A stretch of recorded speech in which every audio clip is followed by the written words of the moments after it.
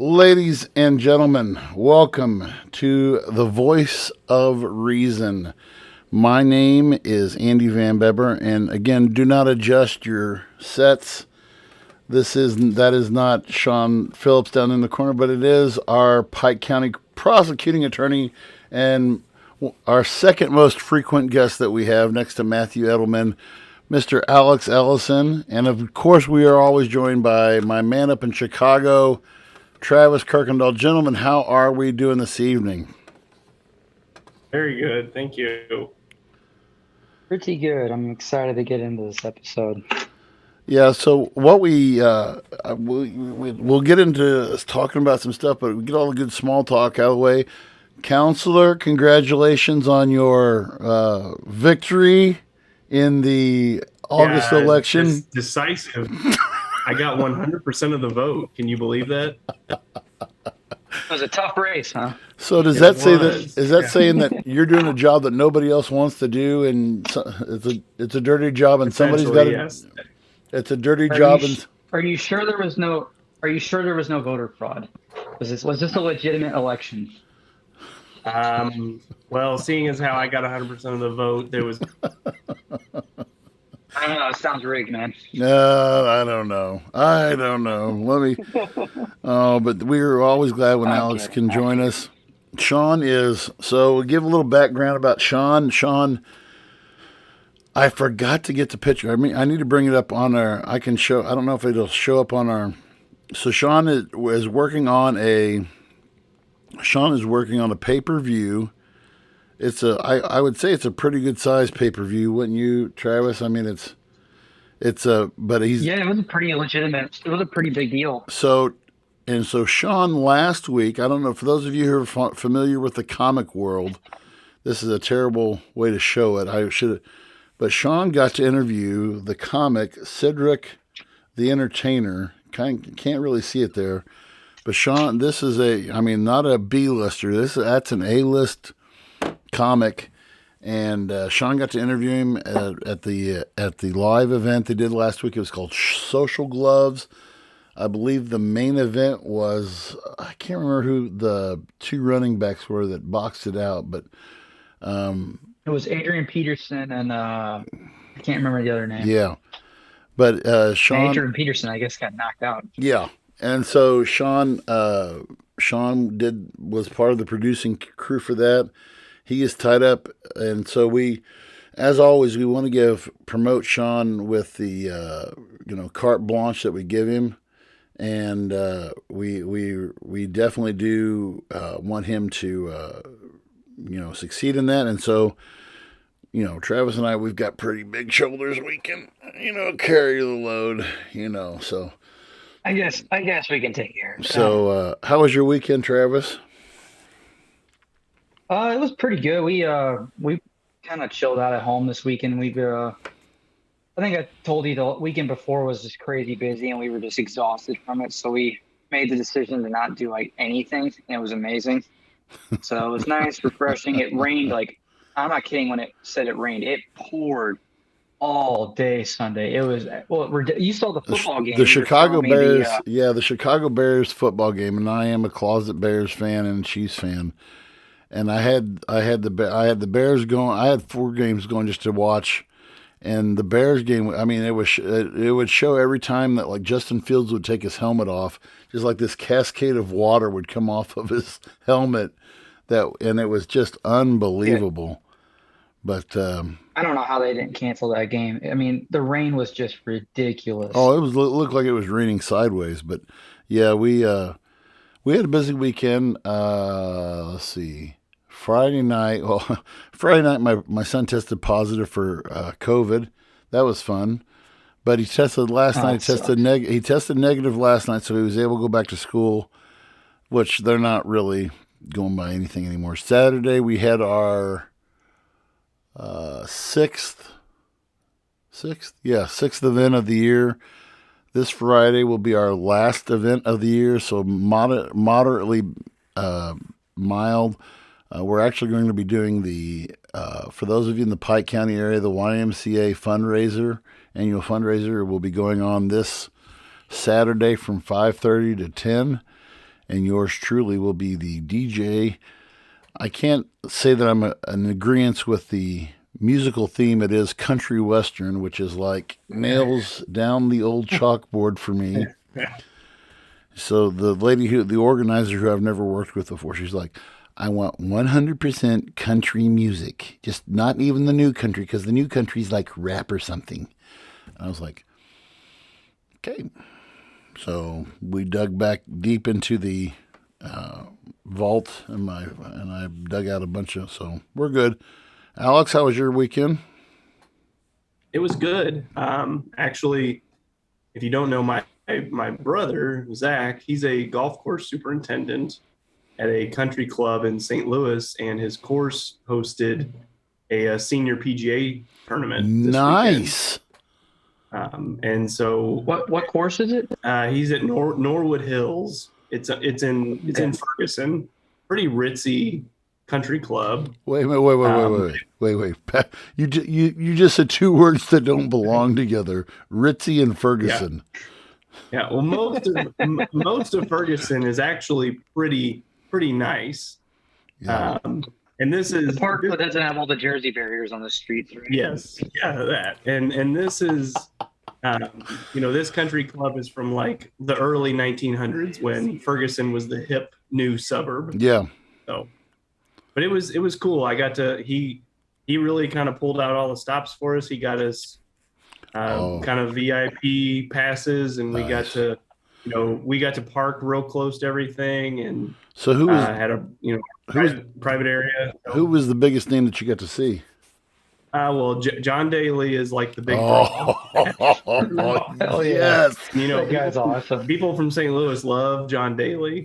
So how many packs of cigarettes? You want to see peak male performance in an athlete is John Daly. Yeah, well, he had on because we got to see him. He had on bright orange pants that had the Hooters logo all over them.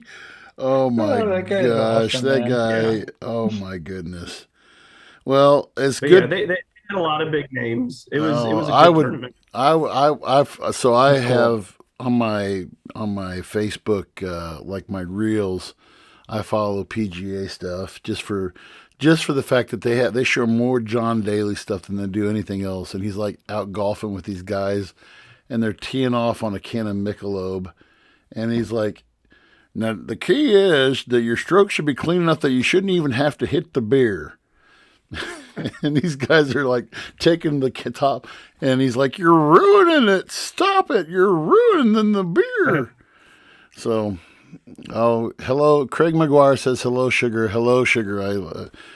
Craig McGuire, who is fighting fires for us down in the Ozark region, he likes to join us and give me a hard time. So, but anyway, what we are talking about tonight. So this is, I guess we could say, part 2 of our series. We had a lot of great comments. Thank you for all those who shared. Sean said that we reached 1,000 organic reaches. I have no idea what that means, but it must be something impressive. So, but thank you all for who shared that. So we talked about Joe Biden's what was called the Soul of the Nation speech that he gave back, I'm guessing it's a week and a half ago. And so we wanted to, and Travis said he said, we got to play it both ways. We got to be fair and play it both ways. So we're playing tonight. So we're going to discuss Donald Trump's, his response at a rally that he had. It was Wilkes-Barre, wasn't it? Wilkes-Barre, Pennsylvania. He was doing he was supporting Dr. Oz. Dr. Oz, who there's a show we could talk about right there too. Dr. Oz. That Senate race, both of those candidates, whoa. So good stuff. Yeah. But and I also wanted to bring in and talk about critical thinking. This has been kind of a topic, and I'll talk about why, but I guess the best way to start is just to go in and we'll go through these clips, kind of like what we did last week. They're not very long clips, and you have to bear with us just for a second because I have to switch over the mic so the guys can hear the comments. So we'll go ahead and go with our first comment, and then we'll go from there. Our country's going to hell. Our country is going to hell. This election is a referendum on skyrocketing inflation, rampant crime, soaring murders, crushing gas prices, millions and millions of illegal aliens pouring across our border, race and gender indoctrination, perverting our schools, and above all, this election is a referendum on the corruption and extremism of Joe Biden and the radical Democrat Party. If you want to stop this destruction of America, you must vote Republican. You got to get out and vote. I can't get over the pronunciation. Joe Biden. And I can't help but laugh just the way he talks. I suffered through 2 hours of this weekend, so yeah, it makes it even better. that was Travis gave me the homework assignment. He said, "Okay, we're going to watch this speech," and I said, "Okay," and he sends me the link, and it's the YouTube link, and it's 3 hours and 35 minutes. But the first hour and a half is just people celebrating in the crowd. That's all it is. And it's it just was showing people like right, having a and there party. was nothing wrong with it, but I was just like, but so. And the first one wasn't really in response to Joe's speech. We'll get into a little bit more about the next clip. We'll talk about that. But our country is going to hell, and who's to blame but Joe Biden and the liberal Democrats?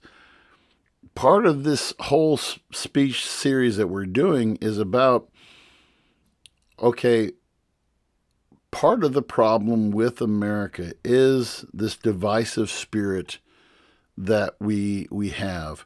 So when you hear a statement like this, Alex, what are you hearing here, and what's your thoughts on what he had to say there? Well, it is political hyperbole a little bit. I really don't think the country is going to hell. Obviously, I'm a Republican. I do support pretty much most of the Republican Party platform. And I do think that the substance of what he's saying is, if you're talking about some of these specific policies and issues, he is correct. And I think talking about those things are probably what's going to lead the Republicans to victory in November. I do think he goes a little bit over the top with saying the country's going to hell, because I don't think the country's going to hell. But I don't think I think it's pretty obvious that the country hasn't been in a good place this summer, with inflation and rising prices and rising crime. But yeah, you guys talked a lot about it last week on your episode. This type of specific divisive language that it's coming from both sides. Yeah. And I don't think it's helping. I think talking about the issues is important, but I don't think name calling or talking this divisively is going to help. Well, and I think that this is kind of the place in which we are at, in that it's been a long time. I would have to say debates between Mitt Romney and Barack Obama was the last time that I heard political debate, an actual debate that was, had some substance to it. The 2020 debate between Hillary and Trump was just, I gotcha moments. It wasn't about discussing the issues. And then the same thing with Joe Biden and Donald Trump. And we've reverted to, I think, our basic senses here. Whichever side you want to support, they're both, it's very, very petty. Travis, what are your thoughts? I agree 100%. This speech right off the bat, we talked in the last episode of how there was pretty much all fingers were pointed at Trump and the MAGA Republicans, and it was pointing fingers at this side, saying, this is the problem. These are the people that are causing the issues. And right off the bat in this rally speech, we have the complete opposite, saying, no, it's not the Republicans, it's the Democrats and the far left, Joe Biden and all the radical left people. And he does a lot more name calling throughout the speech as well. I will say, though, one thing he does that I would agree with, but also what Alex said, he definitely over exaggerates. I don't agree that the country is necessarily going to hell, but he does address issues that are not being discussed or handled, in my opinion, properly by the Democratic Party. He talks about the economy. He talks about the immigration issues that we're having, the rising crime. And, Biden in his speech, even, correct me if I'm wrong, he was saying things like, oh, the economy is going to be better than ever. We're going to keep growing. And frankly, I don't see it. So I will give Trump that. He addressed real issues that we're having. However, I think he completely blew them out of proportion and over-exaggerated for him to help his case. And I'll go ahead and I'll address this elephant in the room. I think that both sides, when you have your political spectrum, because you have, your moderates, conservatives, liberals, radicals, okay? When I look at both candidates, I believe, in my opinion, and Travis and I had kind of this discussion this week on our chat. It used to be, and I teach this in government, that the majority, according to theory, the majority of the country tends to be moderate. But when you look at who Joe Biden and who Donald Trump are addressing, it's like they both want to get the farther out fringe and normalize that almost. It's like these last two, when you go to a Trump, and they had a Trump rally up at, it was up north of Quincy, Menden. I think it was in Menden. Yeah, it was in Menden. Did you go to that one? No, but I watched it and I kind of followed along with it. And a lot of people from our church went, and they said, there wasn't a lot of one of my guys who's kind of a more moderate Republican. He said, there were some of the far right freaks. He called them the far right freaks. He said, there's some of the far right freaks there. He said, but it was mainly your normal West Central Illinois crowd coming out to cheer their candidate. And, but I'm kind of like you though, Travis, and when he wants to make these issues out instead of having discussions about them. The way how did he put that with the, that's just it. There is no discussion about it. It's just, this is the problem. This is their fault.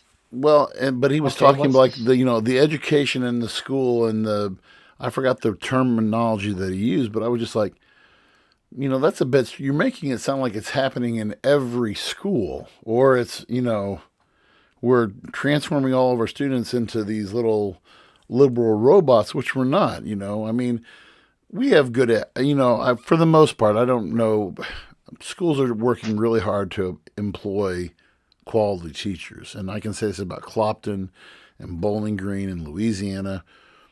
We have good quality teachers who employ methods of critical thinking, saying, okay, here is some stuff here. You guys look at this and you make the decision, but I'm kind of like you guys. The next clip. Yeah. So this next clip has a very, I don't know what I want to say, interesting spin to it. So this is kind of a little bit touching on the clip that, or the comments that Joe made. So let's take a listen to this. As you know, this week, Joe Biden came to Philadelphia, Pennsylvania to give the most vicious, hateful, and divisive speech ever delivered by an American president, vilifying 75 million citizens plus another probably 75 to 150 if we want to be accurate about it, as threats to democracy and as enemies of the state. You're all enemies of the state. He's an enemy of the state. You want to know the truth? The enemy of the state is him and the group that control him, which is circling around him. Do this, do that, Joe. You're going to do this, Joe, right? I think Philadelphia was a great choice to make this speech of hatred and anger. His speech was hatred and anger. By the way, the next morning he forgot what he said. You saw that. They asked him about, oh, I didn't think I said that, did I? Oh, no.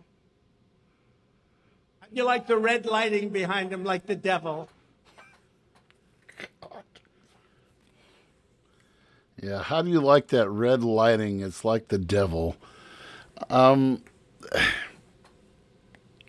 won't say anything. I won't say anything. Travis, go ahead and lead in with what you thought there. Go ahead, Travis.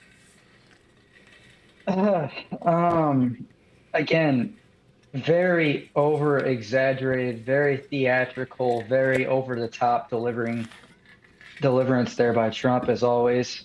The thing that really concerned me, and I know he says it jokingly, and this goes into the voter fraud stuff and all that, which comes up later in the speech too. But when he jokingly says that you're all, what did he say? You're all criminals, or you're all vilified. He vilified, yeah. Yeah, enemies of the state. When you joke about that, I think that's you're getting into really dangerous waters joking about something like that. And my thing is, if people, because a lot of people, what I've seen, like hardcore Trump supporters, they really buy into this stuff, even if the man's jokingly saying something. And what concerns me is that if people truly begin to believe that, and the voter fraud things and the conspiracy and all the stuff that he's saying and believing that maybe, I don't know. It's just, I feel like it's really dangerous waters that he's getting into telling people that, because people may begin to believe that the government's turning on him or something. Maybe I'm stretching with that. Well, no, but we addressed this last week with Joe too.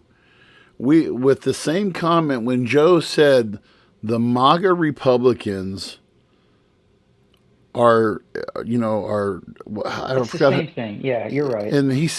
And so now you have both sides. I mean, they're trying not to be divisive, but in their attempts of not being divisive, they're being divisive. And so now he's taking, and you and I said this, Travis, last week. He's going to, knowing Donald Trump, he's going to take that and he's going to, because what Joe said last week that was a dangerous statement to make. And as soon as it came, I was like, 100%. It was. I was like, oh, no. Because I go to church with MAGA Republicans. I work with MAGA Republicans. I live in a MAGA Republican. I'm sure they were fired up from that speech. Yeah. And so, like you don't think Trump saying what he said doesn't get him fired up even more? That's what concerns me. They were already fired up from this speech. And I feel like him saying things like that is just pouring fuel in the fire. That is this divide of the left and right. That's what I'm getting at. That's what concerns me with it. Alex, what do you think? Yeah. I did one comment that I thought was interesting. I don't know that the Joe Biden speech, according to Donald Trump, was the most divisive speech. I was like, if I'm remembering from American history, I'm pretty sure Andrew Jackson said some terrible things about Native Americans. Yeah. I don't know that it was the most divisive speech. We did have that whole Civil War thing too. So yes, exactly. Yeah, we literally had half the country. There's been many famous speeches much bigger than. Yeah. Now that said, kind of what I said earlier, Donald Trump isn't necessarily wrong with the substantive issues that he's talking about here. Joe Biden's speech didn't help anything, and in fact, when I heard Joe Biden's speech, it reminded me a lot of the deplorable comment that Hillary Clinton made. Yes. years ago. Yes. And That the deplorables comment, that's something that resonated with me in 2016 with Trump. One of the reasons that I thought, hey, Donald Trump might actually understand me is because I didn't like the fact that Hillary Clinton was basically calling half the country stupid for supporting Donald Trump. And I do think maybe Joe Biden has said something here that will kind of uh, bring Republicans in general, rural Americans together, because he has called half the country dumb, essentially, or half the country evil. But Trump's response isn't really helping. No. However, I do think it's important to keep in mind that he's a politician. This is a political speech at a political rally, and this kind of speech seems to work because everybody's doing it. And if it didn't work, I don't think they would do it. In fact, it reminded me real quick of a radio show I listened to. They were talking about a study the other day, and they said that this study showed that people are more likely, much more likely, like 3 times more likely to click on an article that makes them angry versus an article that makes them happy. And so I think whoever's writing the president's speeches or coordinating his political events, I think they've probably tapped into that, and they know that this stuff is going to sell. Anger sells. Oh yeah. And yeah. Yeah. I was so I had shared this with Travis and Sean. You probably didn't get a chance to listen to it, Travis, but my wife, not yet. My wife, she goes down. I love my wife because she's so investigative and she goes down all these rabbit holes. And right now, the current rabbit hole that she's in is just the cult of Scientology and how it's fooled so many people over the years. And one of the guys, so this podcast this guy has, it's called the Critical Thinking Podcast. Guy is really good. And, but he ties it into, what critical thinking skills are used or what are not used. And he said the same thing about Scientology, and he said this about conspiracy theorists, and he said this about politicians. He said, in today's world, and the term he used, and I couldn't have put it any better, he said they have become agents of chaos. And I'd never heard it said like that before, but when you think of it, and based upon what you guys just said, being an agent of chaos means that you are managing the situation with the most inflammatory, divisive statements that you can possibly make. And then you're using statements from different areas that don't necessarily, two different dots that don't connect, but they find a way to make it connect. And the audience who is, a lot of conspiracy theories are built upon stuff like, 9/11 was an inside job. The moon landing was faked. And we miss the point of critical thinking. And in doing so, there's no middle ground. There's no room for compromise. What you are wanting to do is inflame the situation more. You want to, the Republicans want the House and Senate back. They ultimately want the White House back. And so when you make these statements about, and we'll get into some more statements here in a second, that, everything, the whole going to hell thing and all the inflation, we are not, we've discussed, it's been about a month ago, we talked about inflation. We talked about what is happening and the practices of this administration and what it's doing to, but, and kind of correct me if I'm wrong here, Alex, I've said this before too. I agree with about 85 to 90% of Trump's policy, but it's his delivery that shoots him in the foot. Would you agree with that statement? I would agree that his, the style, I'm not a big fan of his style. And I do think his style is a lot of what hurts him with some voters. But I don't know that he's not doing anything that different from any other politician. No. Uh, That's the and new normal. yeah, I think it's a problem across the board with politicians. I think we focus on it more because Trump is in the spotlight all of the time. But I think him acting this way is about the only way. It has become the only way a politician can get their message seen and heard if they are out there lambasting the other side. I mean, I'm not saying it's the right way to do it. I'm just saying it seems to be about the only effective way anymore to cut through all the noise is to be loud and angry and inflammatory. And I mean, Donald Trump may or may not be a conscious decision on his part. I don't know it, but he has kind of developed this brand of talking and speaking this way. It seems to work to an extent. I guess we'll find out in November whether it helps the Republicans in general. I am really curious to see how some of these races where he has endorsed specific candidates like Dr. Oz, and I think it's Mastriano maybe is the name of the guy. Yes, the guy who's running for governor, right. I'm really curious to see how those turn out, because if those candidates lose, it very well could be a referendum on Trump himself. Right. Like he's heavily supported Herschel Walker in Georgia. Oh, if you which listen, I think was a big mistake by the president. Oh my God! President. Have you listened to any of Herschel Walker's speeches?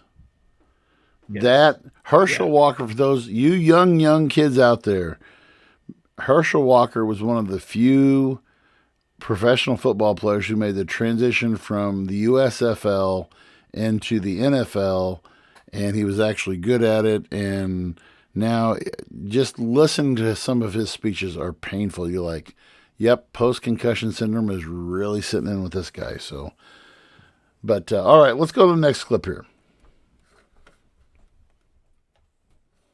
Biden thinks making America great again is bad for our country. Do you believe it? That was in his speech. MAGA. MAGA, he says we got to stop MAGA. That's when I defined it, because I don't think he knows what it meant. It means make America great again. We have to stop it. Stop MAGA. Stop make America great again. He thinks making America great again is a threat to our country. No, making America great again is great for our country.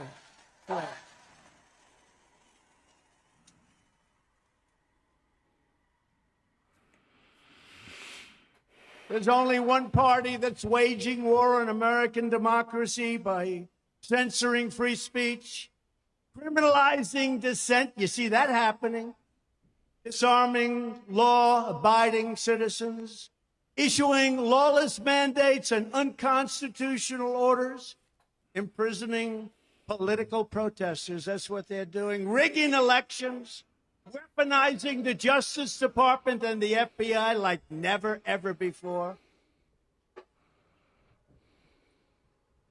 And raiding and breaking into the homes of their political opponents. I wonder who that could be. Republicans in the MAGA movement are not the ones trying to undermine our democracy. We are the ones trying to save our democracy. Very simple. Very simple. So there's some mighty statements there. So obviously, the MAGA, that was, and of course, our poll question this week. Again, thank you for those who I actually asked. I kind of focused on the MAGA.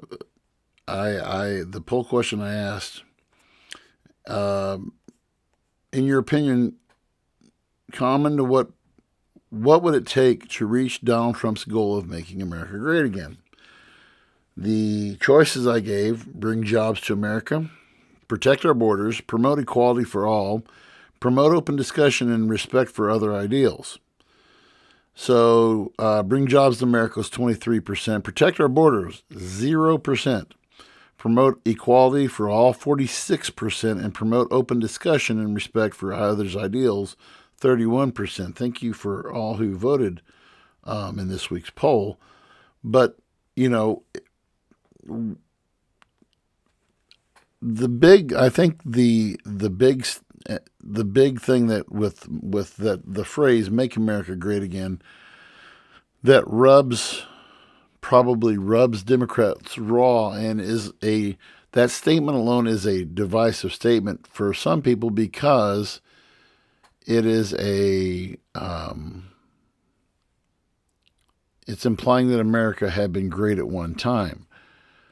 I think that America stands, and this is my personal opinion on this, is that I believe that America stands as a light to the rest of the world.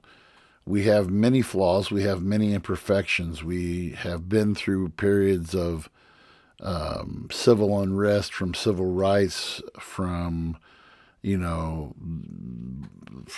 Black Lives Matter, the gay rights movement, the women's rights movement, to go back to our early history of displacing Native Americans to less desirable locations.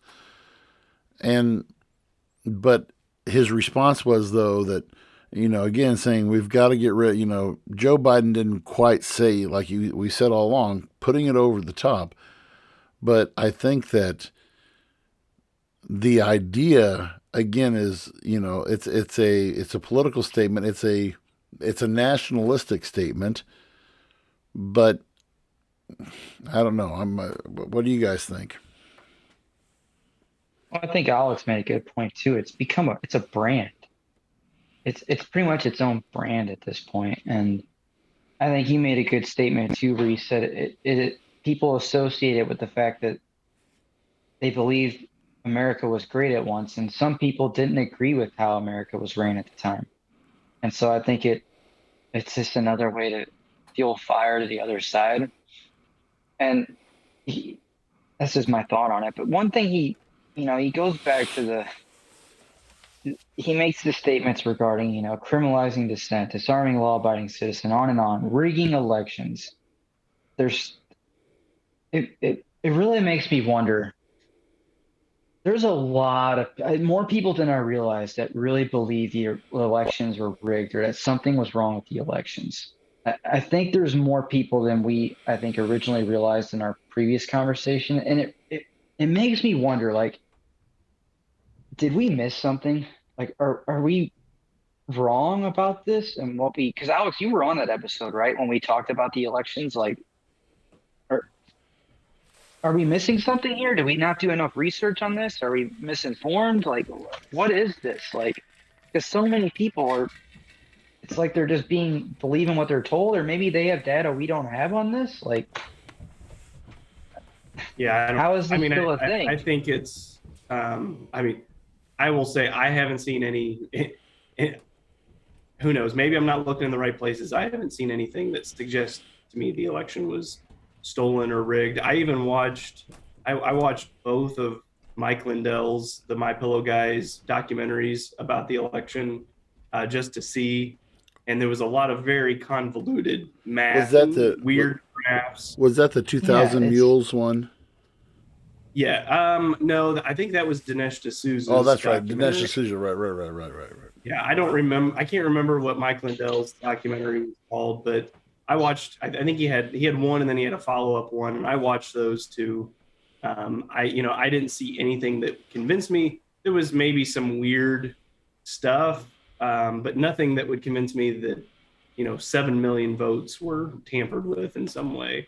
But I do think, kind of what we've talked about, it would be great if these speeches were more like debates, like Lincoln Douglas debates, and we're raising substantive policy points. But that's just not where we are in America. That's not what gets you votes. You know, if a Lincoln Douglas debate were to come on CNN right now, I guarantee you 98% of people would just turn it off. Yep. And Yep. That's sad. Yeah, it really is. I got to go people to. would rather see the CNN, the four people in the screen screaming at each other. It's been probably close to 25, 30 years ago, but it was at the whatever it was, I think it was the 150th anniversary of the Lincoln Douglas debates. And one of them they had was down in a little town called Anna, Illinois, Anna Jonesboro. And I had a friend of mine who lived down there, and she said, "Hey, you need to come down this weekend. They're going to be reenacting the Lincoln Douglas debates in the town square." And I went to it, and it was long. It was like 2 hours, but I was just drawn in because the guys who they got were these professional actors who had studied Lincoln, who had studied Douglas. And you're right, Alex. Just the substance of those. I mean, because we're talking, at the time we were talking about nations or issues that were going to truly divide the nation, and how these two guys were approaching it, how they were going to approach it, steps that they were going to take, real life doable things, Well, this is why, and they would listen to each other's argument, and the exchange that they had was tense, but it was cordial. It was, okay, I hear what you're saying. You're saying this, this, this, and this.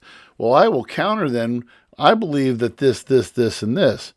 They didn't say, well, I'm not divisive, he's divisive. I'm like, that's like playground. It's not an intelligent statement. No, it isn't. And I was just like, come on, man. That's so. If Trump spoke like Abraham Lincoln at one of his rallies, people would get bored immediately. So I think Trump is giving people what they want, and it's not necessarily a reflection on him, because he's doing what it takes to get votes and get elected. And I don't necessarily have a problem with that. I have a problem with the fact that Americans are actively consuming that kind of rhetoric. So that was my next point exactly. Who's Donald Trump? Who's Donald Trump pandering to? Who's Joe Biden pandering to by making these kind of statements? Because it is not, I'll go back to my title, it is not the critical thinking American. To me, and I may be wrong, and I may get thrown under the bus by people later on, but to me, and I don't even want to say the lowest common denominator, because it's not really that. It is people who, I don't know, people who are afraid, maybe people who don't have all the right dominoes in a row, or whatever you want to say there. So, okay, tell me what, instead of saying, okay, I need to go out and do some research, I need to go out and look at some stuff. Instead, it's like people saying, just tell me what to believe so I can get over.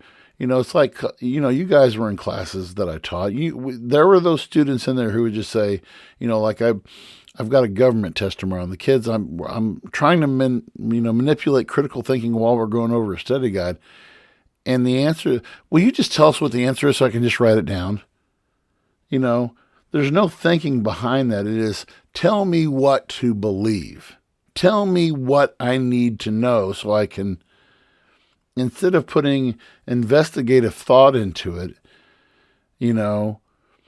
people thought that when I voted for Joe Jorgensen in 2020, that was a wasted vote. No, I actually spent some time and I looked at her platform, and I looked at who she was. I looked at her background. I listened to statements and speeches that she had made, and I listened to her. I was like, this is what I want. This is what I follow. And I made my informed decision based upon that, not by some emotion-driven, hey, But again, I'll say this time, I mean, you put a Ron DeSantis in there, you put a Mike Pence in there, I'll vote for Republican. And it's not that I hate Donald Trump. I keep on coming back to the way he delivers the material. Let me be punchy. Let me be condescending. Let me be, whatever. I don't know if I'm out of line for thinking that way or not, but, you know, No, I think it's valid. It's the thing that concerns me to go back to what you were saying, people just saying, well, just tell me what to believe. If you start the belief that, for example, the elections are rigged and the government's coming to take your guns and all the other, they're, what did he say? Disarming law-abiding citizens. Statements like that. If you just say these things and people consume it and believe it, they begin to lose faith in the and system, it's lose faith in the institution. and those were very Go. generalized statements, though. They Criminalizing are. They are. criminalizing dissent, imprisoning dissidents, silencing freedom of speech. Okay, give But me, people just hear it and they don't think about it though. yeah, give me. They're just I want listening to and they're saying, okay, know that's it. That's the thing. who are you. Are you, Mr. President? Are you just making references to you being banned from Facebook and Twitter? Are the whole thing with the raid and we're not going to we spent enough time talking about the thing on Mar-a-Lago, but you know I want more. You're going to draw me in. One of the things that I love about watching any State of the Union address is when they bring in real people and they sit them up in the gallery and they say, up in the gallery, we have such and such a person who was this, this, and this, and had this experience and that experience. And they bring out real people and they give real life examples. And I can look at that. And that's something that's tangible to me. Whereas when you make generalized statements like this, you're not winning me with anything. Let's go to the next clip. This is one in direct response to the Biden speech. The danger to democracy comes from the radical left, not from the right. Not from the right. This November, we're going to stand up to this rising tyranny of sickness, lawlessness, and death, and we are going to take back our country. We're going to take it back. So that in and of itself is a very short one, but it says a lot. What's your guys' initial thoughts to that comment? Well, we've kind of hit on this before, but that type of language, I understand it, and I understand how politics work, and that you have to sort of rally your team, and you might have to use some. Well, I'll just say it. I'm not a big fan of using language that in any way alludes to war or battle, or in this case he said taking our country back. The country wasn't lost after the election of 2020. It was just the other political party took the White House. And I think that's something that, at least like when I watch Fox News or even when I watch MSNBC, the other side isn't, for Democrats, they shouldn't look at Republicans as all fascists and white nationalists.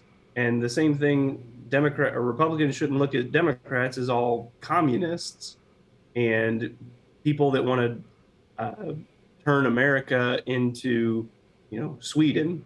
That's not really the case. We all, I think, most of the country wants the best for the United States. We just have different ideas on how to get there. And I'm not a big fan of using language like we need to take our country back. Eric Greitens used a lot of that kind of language in his campaign ads. Mm-hmm. And I really didn't like that. That was a big turnoff for me, because when you talk like that, you're not talking about policy. You're not talking about substance. you're using language solely for the purpose of getting people fired up and making them angry. And for most people, that's not a problem. For most people, okay, yeah, you get a little angry and maybe you go vote in a certain way. Um, but if you're not careful, you're going to end up making some crazy people go do some stupid things. Well, we brought this up at the end of Joe Biden's speech, and we're amazingly getting close on time, which I knew was going to happen. But I want to ask you, because Travis and I addressed this last week, and I want to address this to you, Alex. And we asked this question last week: is this, so Joe Biden, based upon our discussion we had last week, believe, one of two things. This is a last ditch effort by the Democrats to make the Republicans look the worst that they possibly can so they can get the election, the votes in November. But the thing that that speech last week was so divisive that it may turn on the Democrats. Is it possible that the exact same thing can happen to the Republicans? Because, and we probably won't get to it, but there were further. I'm actually probably going to play one of these speeches here next. But there was this whole statement of, like you said, taking America back. Is this something that I want to go off of that. Go ahead, and then we'll get that. And maybe I'm skipping ahead here, but this goes off to everything we've been talking about. So later in the speech, and Alex, you made a point about how you don't agree with speech that tries to rally people up, or like war speech or whatever. It was something along the lines of that, correct? Yeah. He makes a couple statements here. He says, and these are they're not all together, but these are speeches in the timeline here. He says, the leaders miscalculated. This will produce a backlash, the likes of which nobody has ever seen before. That's one. Our country has been taken over by the very people who turn democracies into dictatorships. That's two. Another statement he makes is, we have no choice. We are trying to save our country. We will make America great again. And this speech right here really impressed me. For 6 years, the radical left, the rhinos, and the deep state have relentlessly tried to stop me and you. That was actually going to be the next clip I was going to play, but go ahead. Okay, I had to get to that. I had to get to that before we called this episode, especially when Alex made that point. Some bold statements there. Some pretty bold statements there. Is this something? So, Alex, is this something that will come back, and is this a possibility of something that will come back and bite Republicans in the butt? I guess it could. I'm not like a national political expert. I'm just a, armchair political scientist here, but I'm not sure that it will have the same effect. I will say Joe Biden's speech last week, and you all talked about this ad nauseum last week. Joe Biden's speech was jarring to me. Yes. Oh, 100%. Yes. As much as I don't like some of the things, or how Trump says some of the things he says, I think 10 times worse. I hated Joe Biden's speech more. It was almost. I would agree with that. Yeah, and you all hit on all the weird lighting, the Marines standing behind him. It was very Hitler-esque. Yes. Yes, yeah. It was, and the language used was. Trump is not wrong. It was a divisive speech. He did vilify a lot of Americans in the speech, but that I think that was jarring, because that's not necessarily the Joe Biden I've come to know over the last 20 years of paying attention. Which leads me to believe who wrote. I want to know who wrote that speech, because that's not Joe Bidenese. That's not Joe Biden. He's never given any kind of speech like that. He's never given.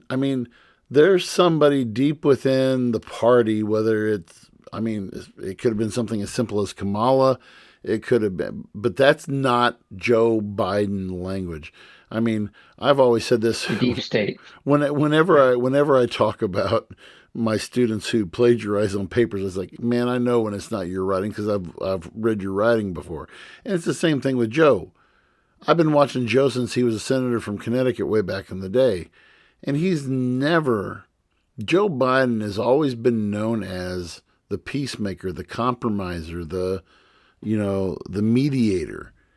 When it comes his time in the Senate, and then when he was the president of the Senate, and these words coming out, I'm like, this isn't Joe, and I was wondering, I'm like, is there a deeper element within the party?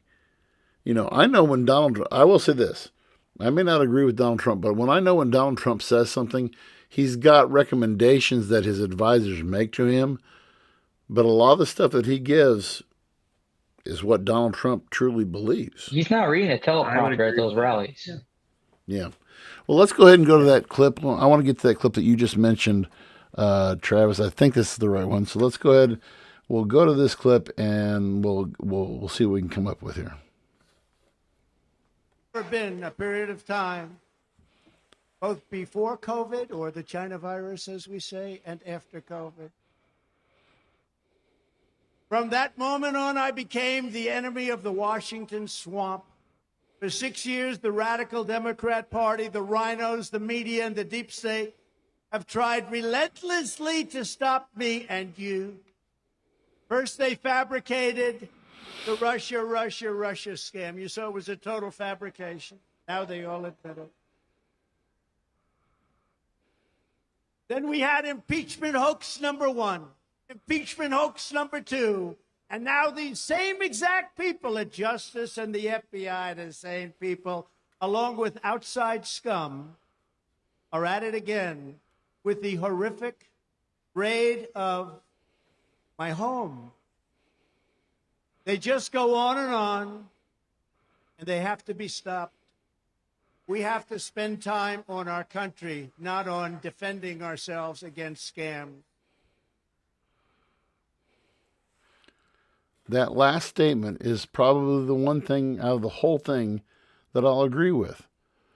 We need to stop looking at scandal and scam and start worrying about our country. Yes, I agree with that very statement, but everything you made preceding that statement, that was impeachment hoax number 1. Well, first of all, as a father of Chinese children, it's the coronavirus. Stop trying. That's even more divisive with the rest of the world. The China virus, and but who's he bring out? Rhinos and liberals, and this is one of the areas where I'm afraid he's going to divide the party, because rhinos, Republicans in name only. That's offensive to them. Just like you say, MAGAs are liberals and all that. Rhinos, to me, are those who are trying to live by the principle of the Republican Party and try to maintain some order. And now I don't like Republicans or Democrats as far as, prescribing to a national political party. But, I would call them the lesser evil, though. I get what you're saying. Yeah.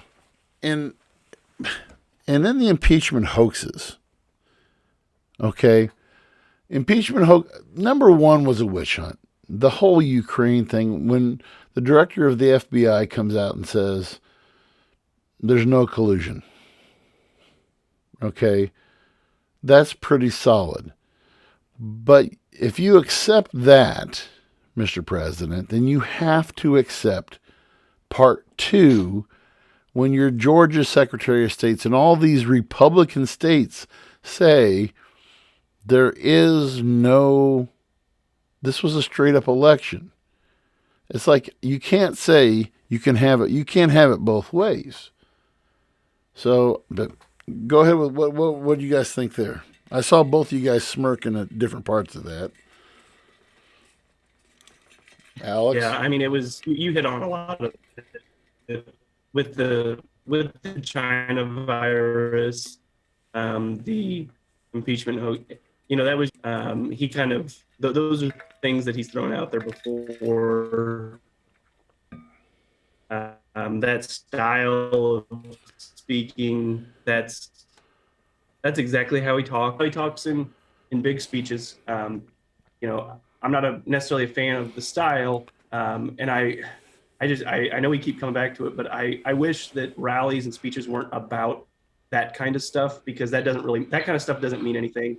I want to hear about your plan to fight inflation, or Yeah. I want to hear solid ideas about stopping illegal immigrants from coming across the border, or what are you going to do to address Russia and China, or et cetera.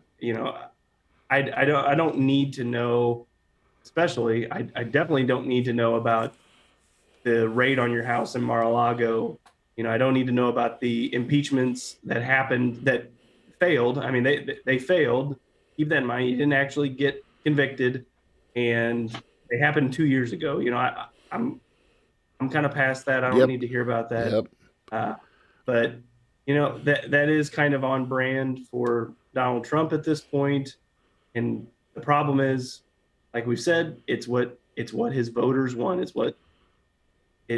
what people will show up to those rallies to hear. They know they're going to get that kind of stuff, so they show up. Travis? Yeah, pretty much everything you guys said. It just goes back to, we talked about the critical thinking of, okay, I'll say it. I don't want to hear, what's your solution to the problem? Like, okay, don't just make these generic statements. Like it's too easy to listen to any Like I could go out and run for president, like, yeah, I'm going to fix inflation. I'm going to fix all these issues. All right, how am I going to do that? No one's asking these questions. And so it's just, I wish people, it blows my mind that more people can't see what's going on with this. Mm-hmm. It blows my mind that the far left can't see it and the far right can't see it. They're so consumed in this, and it baffles me and it concerns me. Like I'm not going to lie. When I text you Sunday night asking you that question about, like, has it ever been like this before? I was legitimately kind of freaked out after listening to this speech, after watching Biden's and this one. I was concerned. And you brought up the argument to me, like, well, look, you got to understand, 20 years ago, we were united against one enemy. We had Al-Qaeda. 9/11 happened. Our country was actually together. We had a united enemy. And now we don't have that. I think the Democrats are trying to do that with Putin and the war with Russia, Ukraine, but it's just not the same. And I think it's unfortunate that it seems like we need to have a common enemy to come together. I don't think that's necessarily what it needs to happen, but I feel like that's what they're trying to make happen. Well, and I don't know. I think that yeah, exactly what you said. What I alluded to earlier.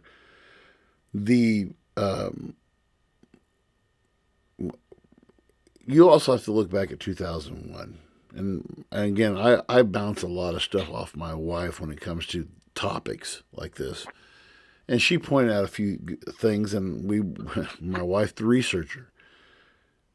You guys remember when YouTube was founded? 2000, What year? 2005.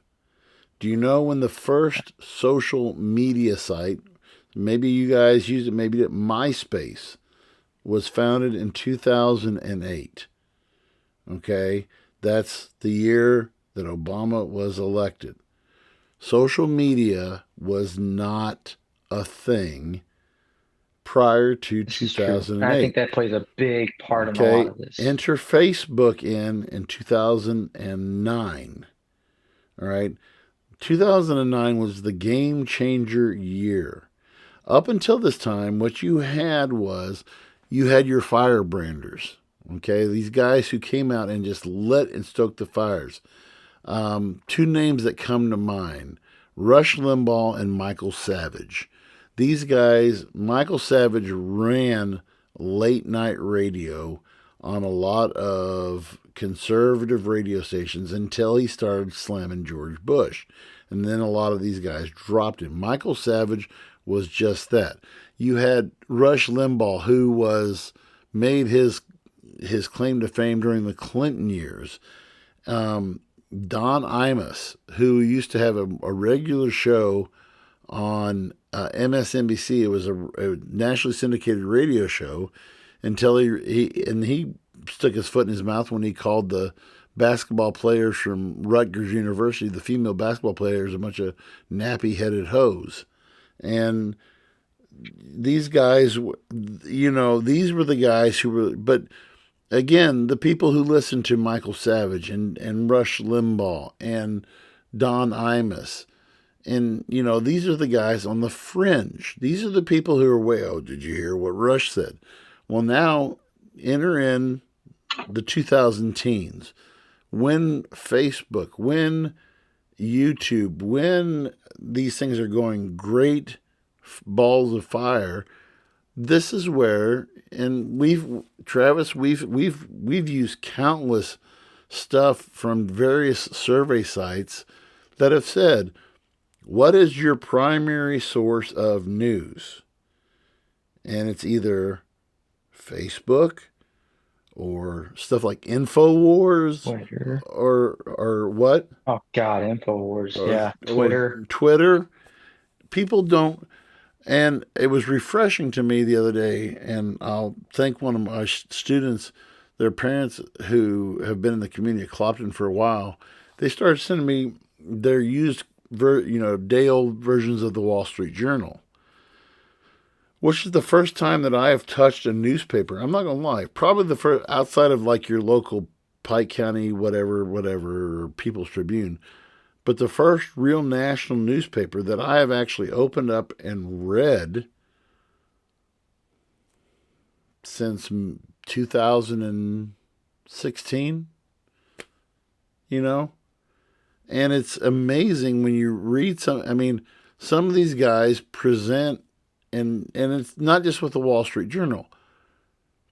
To me anymore, the reason why newspapers are going by the wayside is because people don't want to take the time, open up, find an article, read it, make a decision. Oh my goodness, okay. And then, the thing with print news, you can put a spin on print news, but it can only go so far because there's critical thinking involved. There's no critical, to me, and I'll just end with this. We're way out of time. But the lack of critical thinking skills goes out the window when all I have to do is beep, boop, beep, boop, beep, boop, hit my... Read a headline, share it. Read a headline, share it. And Janine brought up, she said, clickbait is such a... Clickbait on these sites are so... You click it, you hit it, you're sucked in, and it's got to be real. Nobody looks at the byline. Nobody looks at the byline of where it came from. Oh, this is from some newspaper or some you've never heard of before. I mean, we can go out, all three of us could go out tomorrow and start our own news sites. And, it can be taken as gospel truth. So, but, that's, I don't know. It went the way I thought it was going to go tonight. I knew we weren't going to get through half of them. But no, but we got on some big points. We got on most of the points I wanted to touch on. I was happy with this episode. Alex, anything you want to close up with before we close up shop tonight? What is your final thoughts on these issues? Yeah, I really just maybe this would have been more appropriate for last week's episode, but I do want to say how disappointing Joe Biden's speech to me was. That's not what I expected from him. I will say his presidency in general has been disappointing. I didn't vote for him. I wasn't expecting I didn't think he was going to win. I didn't think he was going to win, but yeah, I wasn't expecting much, but he has been very disappointing, especially because I thought even though I knew most of his policies were going to be wrong, I thought at the very least maybe we'd have a change in the national discourse. And I think that speech proves that we haven't. He's given in to whoever's advising him, saying, look, the easy money, easy votes are to get people mad. That's where you need to go. And it's very disappointing. Donald Trump's speech, yes, I didn't like the style, but that's kind of what he's always done.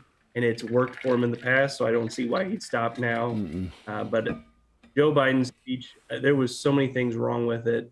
And I don't think it's a good sign if maybe kind of the one guy who we could have looked to a couple of years ago and thought, hey, at the very least, he's a nice guy, and maybe he has a chance at changing how we talk about politics.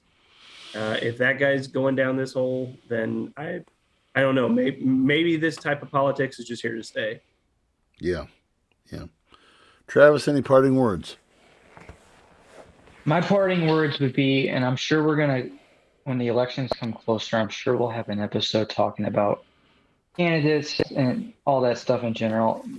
My closing thoughts are, for people listening, don't listen to me, don't listen to Andy, don't listen to Alex, don't listen to anybody you see on a screen or any media source telling you who you should vote for, or saying, well, that person's voting for them, so maybe I should. Please do your research. Vote, know why you're voting for somebody. Know the reasons, know what their policies are, know their history, know their background, know what they stand for. Really take elections serious. Yes. And don't just take the easy route and say, well, I'm going to vote for him because he's a Democrat and my family votes Democrat. Please research. That's all I got. Yeah. Amen to that. We do want to thank Pike County prosecuting attorney, recently reelected Pike County prosecuting attorney. Technically, you still have to Congratulations. Oh, yes, we still have, yes, that was the primary. We have the election coming up. Hey, I mean, I'll put an Alex Ellison sign out in my yard if you like. I mean, did you even I'll deliver one. I'll deliver one to your yard. Did you? I have about 200 signs in my basement that that basically have not been used because I haven't had an opponent either election. Hey, man, I'll take one out here in Algonquin, Illinois. Come on. Yeah. Well, we would thank Alex for being on with us. Our best to our buddy Sean.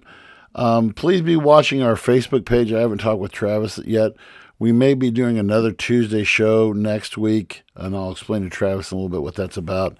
But be watching what night we'll be on. Hopefully, Sean will be back with us soon. If he's not, we got it. We thank our special guest for coming on. We thank you guys for your comments tonight, and we'll see you again next week.